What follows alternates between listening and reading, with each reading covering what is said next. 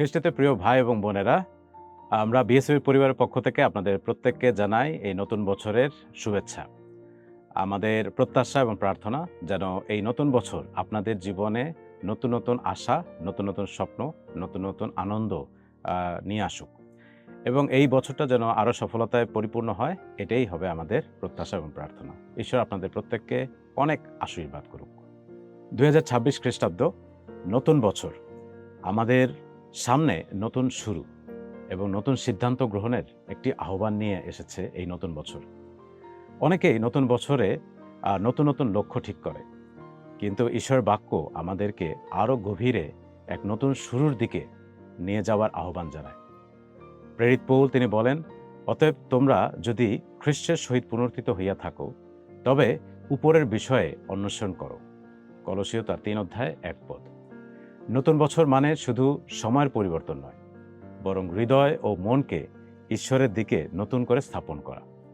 Bible আমাদেরকে আরও স্মরণ করিয়ে দেয়, অতএব কেহ যদি খ্রিস্টে থাকে সে নতুন সৃষ্টি, যেটা আমরা পাই হচ্ছে 2 করিন্থীয় তার 5:17।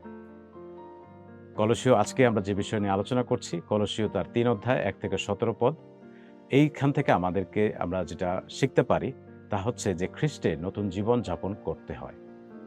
পৌল আমাদের আহ্বান জানান, পৃথিবী ক্ষণস্থায়ী এবং এখানকার আকর্ষণ এটা ক্ষণস্থায়ী এবং এটা মনকে স্বর্গীয় বিষয় থেকে সরিয়ে দিতে পারে।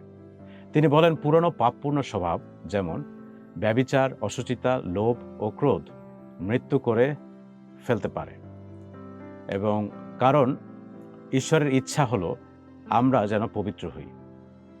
এরপর তিনি নতুন জীবনের পোশাক পরার কথা বলেন। তিনি বলেন যেন আমরা করুণা, দয়া, নম্রতা, কোমলতা ও ধৈর্য এই বিষয়গুলো পরিধান করি।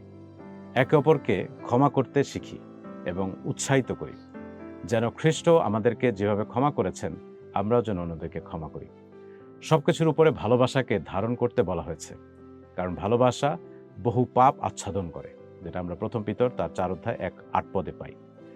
নতুন বছরে আমাদের জীবনে খ্রিস্টের শান্তি রাজত্ব করুক। কলসীয় তার 3:15।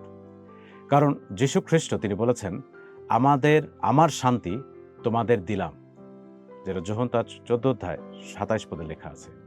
তাই আসেন না এই নতুন বছর 2026 সালে আমাদের জন্য একটি আত্মিক সুযোগ লাভ করি। খ্রিস্টে যেন আমরা আরো গভীরভাবে বৃদ্ধি পাই, আমরা যেন ঈশ্বরের বাক্য পাঠ করি এবং সেইভাবে যেন জীবন যাপন করি, যেন নতুন একটা সিদ্ধান্ত নিয়ে আমরা যেন আমাদের কথায়, কাজে, আমাদের জীবন আচরণে তা যেন প্রকাশ করতে পারি। বাইবেলে লেখা আছে যে তোমরা যা কিছু করো, বাক্যে বা কর্মে, সমস্তই প্রভু যিশুর নামে করো। কলসীয় তার 3:17। এই নতুন বছরে আমাদের জীবন যেন আলোর সাক্ষ্য হয় এবং আমাদের যেন একটা সুন্দর সুযোগ যেন তৈরি হয়, যেন আমরা নতুন কিছু করতে পারি এই নতুন বছরে। নতুন বছর 2026 সালে আমাদের মন, জীবন আমরা যেন উৎসর্গ করি প্রভুর উদ্দেশ্যে। তিনি যেন আমাদেরকে সাহায্য করেন, যেন সেই বিষয়ে দিকে আমরা যেন মনোযোগ দিই এবং আমাদের যে পুরনো পাপ স্বভাব আছে, যেটা মানুষ হিসেবে আমাদের থাকে, সেগুলো থেকে যেন আমরা বের হয়ে আসতে পারি। আমাদের হৃদয়ে যেন ঈশ্বরের শান্তি এবং ভালোবাসা যেন রাজত্ব করে, যাতে আমাদের এই জীবন যেন ঈশ্বরের মহিমা প্রকাশ করে। এবং আমরা সেই প্রার্থনাই করি যেন আপনাদের জীবনে এই নতুন বছর নতুন শুরু হয় এবং এই বছরের মধ্য দিয়ে আপনি ঈশ্বরের পক্ষে দারুণ একটা জীবন যাপন করেন। ঈশ্বর আপনাদের প্রত্যেককে অনেক অনেক আশীর্বাদ করুক এবং এই বাক্যের দ্বারা আপনি আশীর্বাদ লাভ করুন। আমেন।